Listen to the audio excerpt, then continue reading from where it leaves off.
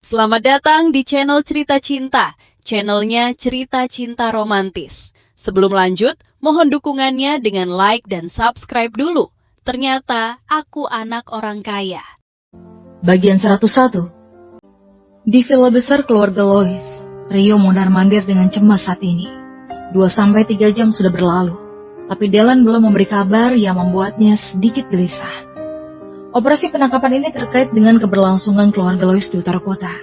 Selama Erwin ditangkap, maka dia bisa menggunakan cara yang sama persis seperti yang digunakan musuh untuk melawan musuh itu sendiri. Bukan tidak hanya bisa mengambil kembali klub hiburan Fox dan Hotel Six Gold, tapi mungkin bisa dapat beberapa aset lain dari Highwood Group. Ini alasan mengapa penangkapan Erwin kali ini sangat penting. Kenapa Dylan ini tak menjawab telepon? Rio sudah menelpon Dylan beberapa kali, tapi tidak diangkat sama sekali, yang membuatnya semakin gelisah dan meresahkan firasat buruk yang melekat di hatinya. Ayah, kenapa mondar-mandir di ruang tamu? Tidak capek? Setelah Anton merapikan penampilannya, dia hendak pergi mencari gadisnya, pacar yang baru saja dia dapat di bar tadi malam dan berencana untuk bersenang-senang malam ini. Kau pergi cari wanita luar lagi? Rio mengurutkan keningnya, menegur dengan marah dan wajah memucat, seolah ingin menelan Anton hidup-hidup. Pacar baruku, malam ini aku tidak pulang. Anton tidak peduli dengan ekspresi ayahnya dan hendak keluar rumah, tapi Rio menghentikannya. Berhenti, dasar anak tidak becus.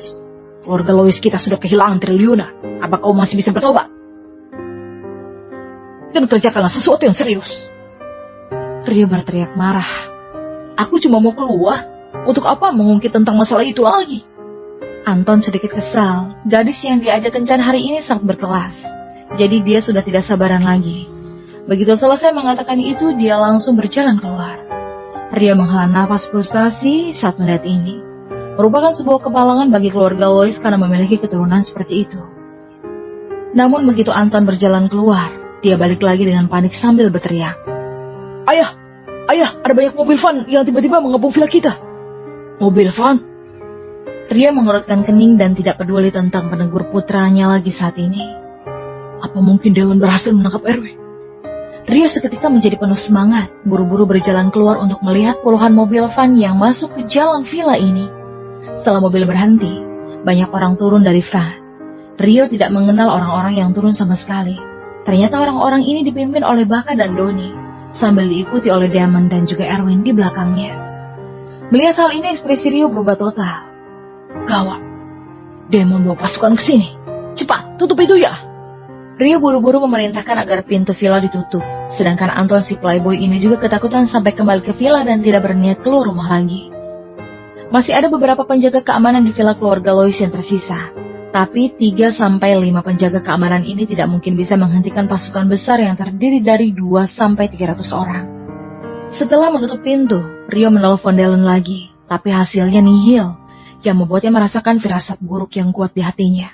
Kehadiran Erwin di sini dalam keadaan utuh membuatnya semakin takut. Jangan-jangan Dylan gagal. Memikirkan hal ini, keringat dingin muncul di dahi Rio, dan dia terhuyung-huyung hingga hampir jatuh.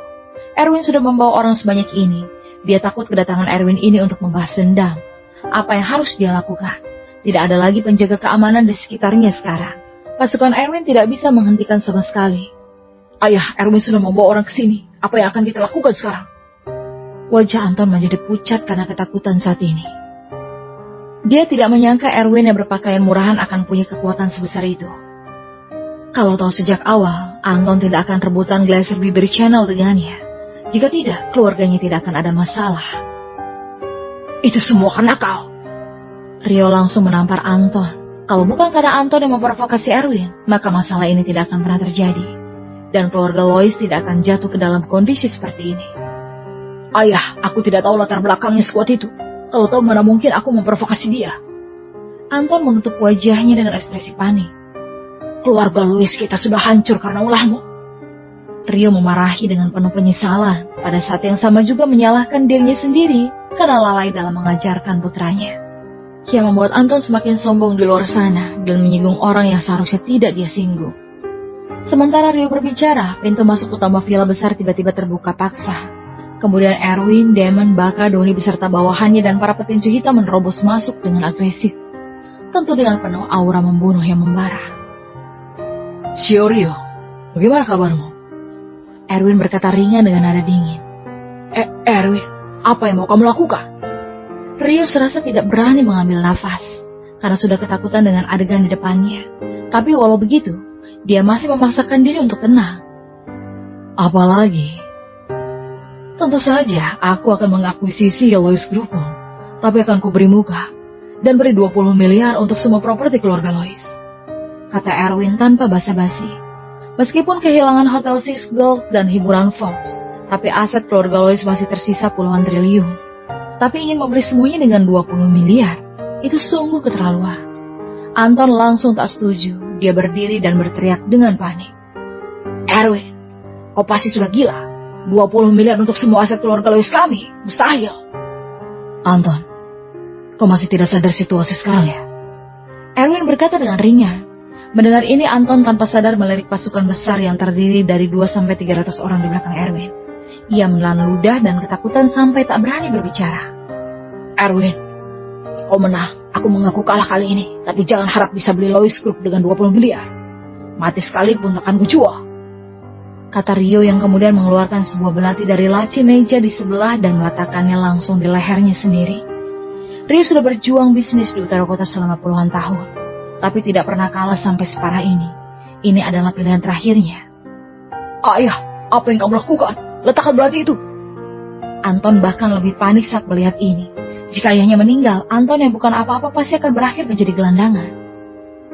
"Erwin, beri aku sedikit harga diri dan martabat, atau biarkan aku mati saja," kata-kata Rio hampir seperti memohon pada Erwin.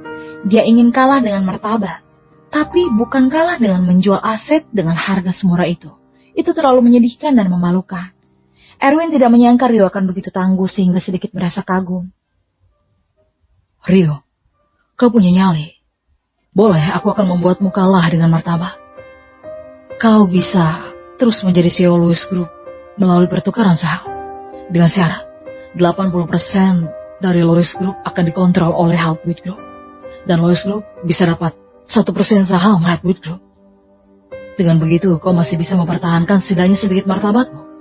Tapi kalau kau berani macam-macam, aku akan menjatuhkanmu dari posisi CEO kapanpun itu. Kuharap kau sadar diri." Setelah meninggalkan kalimat ini, Erwin pergi lebih dulu, karena hal-hal spesifik lainnya akan diserahkan dan ditangani oleh Damon. Ketika Rio mendengar ini, seluruh tubuhnya merosot ke tanah. Sejak saat itu, ketenaran dan kekayaan keluarga Lois di utara kota telah runtuh. Rio juga bagaikan menjadi seekor anjing yang mengibaskan ekornya di depan Damon, yang akan selalu khawatir posisi CEO-nya akan digantikan kapanpun. Sejauh ini, 3 keluarga besar di utara kota telah diakuisisi oleh Halbwit Group melalui pertukaran saham, dan mereka telah sepenuhnya menjadi grup afiliasi Halbwit Group. Keesokan harinya, ketika berita lokal menyampaikan berita terbaru, seluruh distrik bisnis kota Bandung heboh. Momentum Halbwit Group meroket dalam waktu singkat dan menduduki puncak dalam sejarah bisnis. Tidak ada yang berani memprovokasi Damon lagi di kota Bandung. Setelah menaklukkan keluarga Lois di utara kota, Erwin dan Giselle tinggal di Villa Frenchy Garden barat kota. Sementara Lisa kembali ke Villa Teluk Ek untuk mengemasi barang bawaan karena akan pergi ke Rockmountain. Saat pagi, Erwin duduk bersila di sofa, memegang ponsel sambil membaca berita lokal kota Bandung dengan penuh minat. Di antaranya ada berita terhangat, yaitu tentang pengumuman akuisisi yang dikeluarkan oleh Halbwit Group. Pengumuman tersebut menunjukkan bahwa saham dari 3 keluarga besar di utara kota diperoleh dengan cara pertukaran saham. Dan sekarang ketiganya sepenuhnya telah menjadi anak perusahaan Halbwit Group. Dan ini telah mengubah sejarah ketiga keluarga besar yang telah memonopoli pasar distrik bisnis utara kota selama lebih dari 20 tahun. Berita ini sekali lagi membuktikan kekuatan Halbwit Group, dan ketenaran pribadi Damon juga meroket. Tapi Erwin tidak disebutkan dalam berita ini. Erwin sendiri yang sengaja menyuruh Damon untuk tidak membeberkan apapun. Dia tidak mau terekspos media dan ingin tetap low profile. Jadi apa yang dilihat orang luar adalah semua ini pencapaian Damon. "Erwin, aku buru-buru ingin bernegosiasi tentang sebuah kantor baru di utara kota. Mau ikut lihat bersamaku?" Hari ini Giselle memakai pakaian kantor profesional yang sama, yaitu kemeja putih wanita dan rok kantor pendek hitam. Tapi karena bentuk tubuhnya bagus, jadi tetap gaya pakaian ini tetap sangat menggoda. Semua pria yang melihat ini pasti akan diam-diam mencuri pandang beberapa kali. Terutama kaki panjang putih dan halus milik Giselle yang tampak semakin panjang karena ditambah dengan sepatu high tinggi. Setelah duduk di sebelah Erwin, Giselle dengan sengaja mengibaskan rambut gelombangnya. Tiba-tiba aroma anggrek yang lembut bercampur dengan aroma parfum menghantam hidung Erwin. Erwin tampaknya benar-benar mengabaikan godaan Giselle dan ia berkata dengan riang, "Hari ini tidak bisa, Lisa mau balik ke Long Mountain, jadi aku akan mengantarnya ke stasiun kereta api." Erwin sudah berjanji pada Lisa begitu permasalahan di utara kota ini selesai, dia akan diizinkan berlibur 7 hari untuk mengunjungi gurunya. Tentu saja Erwin punya maksud lain. Dia ingin mengambil kesempatan ini agar Lisa membawa kembali beberapa kakak atau adik seperguruannya. Dengan begitu, kekuatan di sekitarnya akan lebih kuat lagi. Kekuatan tim petinju hitam sudah membuat Erwin merasakan keuntungannya. Jika bisa punya sebuah tim master petinju sekelas Lisa di sisinya, maka tidak ada lagi yang perlu ia lakukan. Oke, kalau begitu aku pergi sendiri saja. Giselle sedikit kecewa, ditambah dengan ketidakpedulian Erwin terhadap pesonanya. Oh, ngomong-ngomong, malam ini di Hotel Panorama Utara Kota, Tuan Damon akan mengadakan resepsi tentang rencana pembukaan pasar di Utara Kota, dan mengundang 3 keluarga besar Utara Kota juga, serta beberapa pengusaha terkenal lainnya. Tampaknya orang terkaya di kota Bandung juga akan hadir. Jadi kamu bisa ke sana juga. Aku sudah meminta Tuan Damon kosongkan 1 tempat untukmu. Ini akan sangat membantu cabang perusahaanmu di Utara Kota. Erwin tiba-tiba teringat akan hal ini, jadi menoleh dan menjelaskan pada Giselle. Setelah memenangkan lingkaran bisnis di Utara Kota, langkah selanjutnya adalah secara bertahap membuka pasar di Utara Kota. Tidak mungkin terus membiarkan semua industri dimonopoli oleh 3 keluarga besar. Lebih baik membagi peluang bagi dunia luar. Dengan begitu pasar Utara Kota akan berkembang menjadi pesat. Ini adalah reformasi besar pertama yang dilakukan oleh Damon setelah secara resmi mengambil alih pasar distrik bisnis Utara Kota. Sedangkan mengenai persetujuan 3 keluarga besar itu sama sekali tak penting. Pengusaha terkenal di kota Bandung telah lama mendambakan pasar Utara Kota. Lagi pula populasi masyarakat di Utara Kota tidak sedikit sama sekali, yaitu sekitar 1/5 dari total populasi di kota Bandung. Sebelumnya, karena monopoli dari 3 keluarga besar, pedagang kaya lainnya tidak dapat terlibat sama sekali. Tetapi, sekarang Damon telah mengambil alih dan mulai membuka Utara Kota untuk dunia luar, yang jelas merupakan keuntungan besar. Resepsi malam ini pasti akan dihadiri pengusaha terkenal di kota Bandung, bahkan orang terkaya di kota Bandung juga. Dapat berteman dengan orang-orang ini pasti akan bisa bermanfaat bagi pengembangan bisnis di masa depan. Jadi Erwin meminta tempat kosong untuk Giselle di sana. Kalau begitu, kamu ikut? Tentu saja Giselle ingin pergi. Resepsi kelas atas semacam ini bukanlah sesuatu yang bisa dimasuki oleh orang biasa. Itu pasti akan membantu pengembangan karirnya di masa depan. Tidak, aku mau istirahat di rumah malam ini.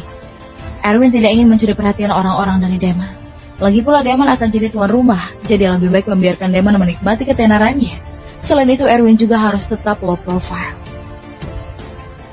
Sedangkan untuk masalah kerjasama dengan Giselle, Erwin sudah bilang pada Damon sebelumnya. Selama Giselle hadir di resepsi, pada dasarnya akan mendapatkan banyak pengajuan kerjasama. Baiklah kalau begitu, istirahatlah di rumah. Giselle sedikit kecewa, tapi masih sangat bersyukur karena bisa menghadiri resepsi semewah itu. Saat tengah hari, Erwin berangkat ke Villa Tuluk Ek. Dan setelah menjemput Lisa, dia mengantarnya ke stasiun kereta api kota Bandung. Saat memasuki ruang tunggu, Erwin berkata dengan khawatir. Hubungi aku kalau sudah sampai. Bilang sama gurumu aku akan investasi kalau berminat untuk membuka akademi seni bela diri tinju. Dan yang terpenting, jangan lupa bawa setidaknya 1 orang yang terkuat saat kamu pulang nanti. Aku mengerti Tuan Muda. Pulanglah duluan. Meskipun Lisa biasanya sangat dingin, tapi terhadap Erwin dia cukup lembut. Mungkin karena sudah akrab. Ingat, lebih banyak adik atau kakak seperguruanmu. Jangan takut aku tidak mampu nafkahi mereka.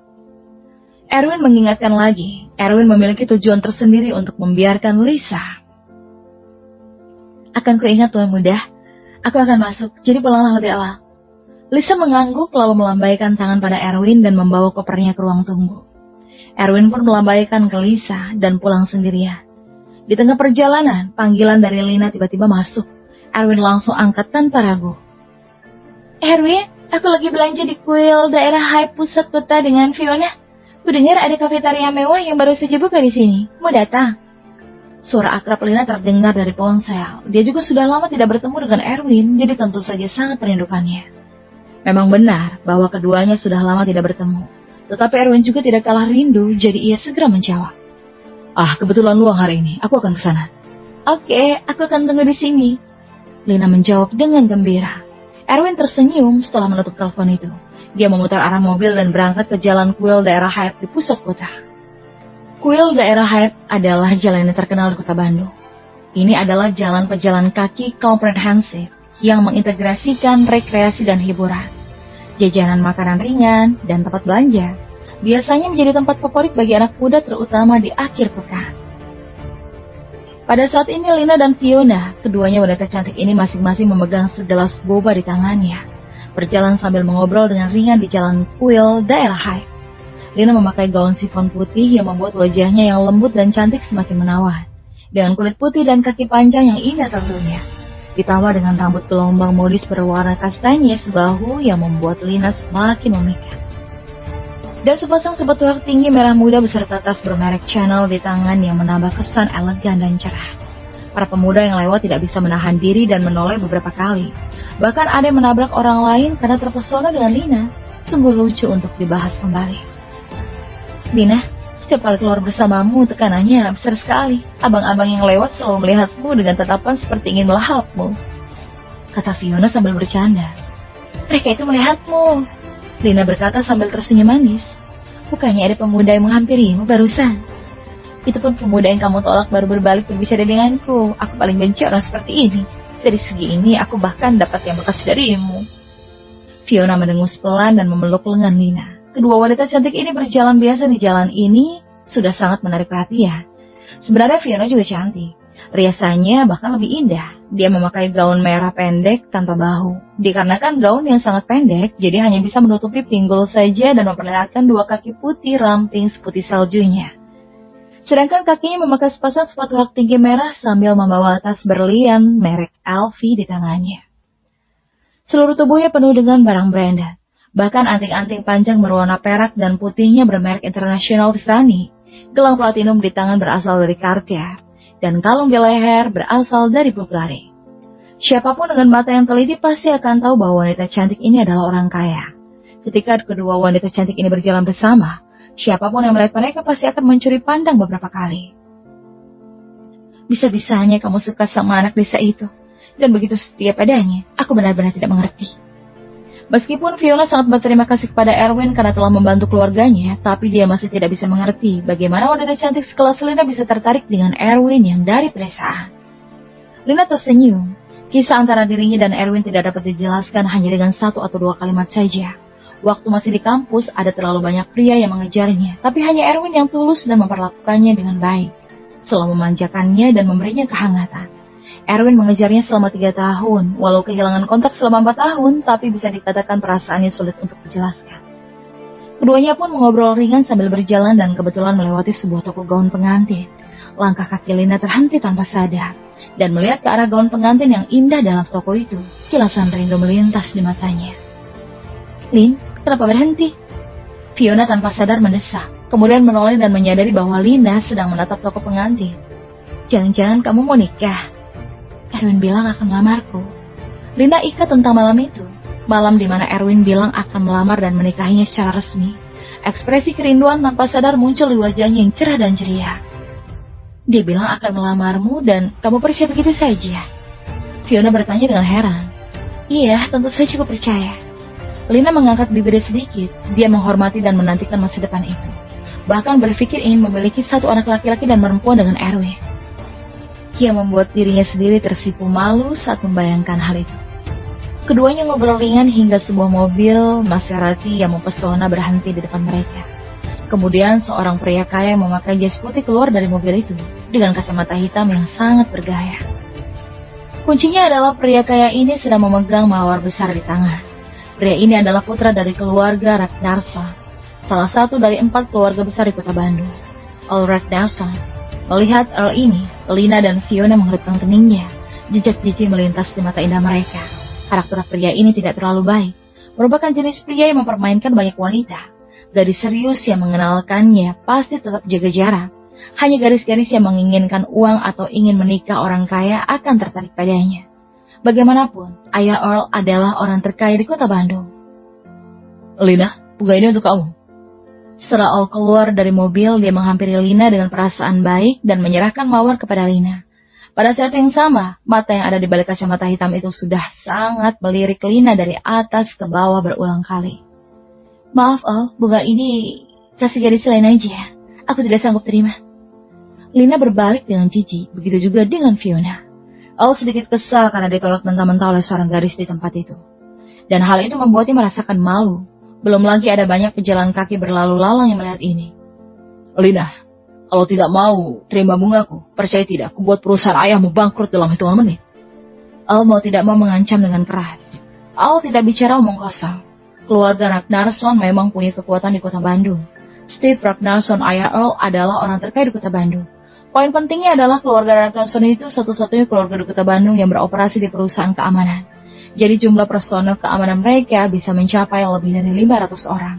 Di permukaan, ini adalah perusahaan yang secara teratur mengoperasikan layanan keamanan. Tapi ketika ada ancaman terhadap keluarga Ragnarsson, maka para penjaga keamanan ini akan secara diam-diam memusnahkan apa yang disebut dengan ancaman itu. Bersambung.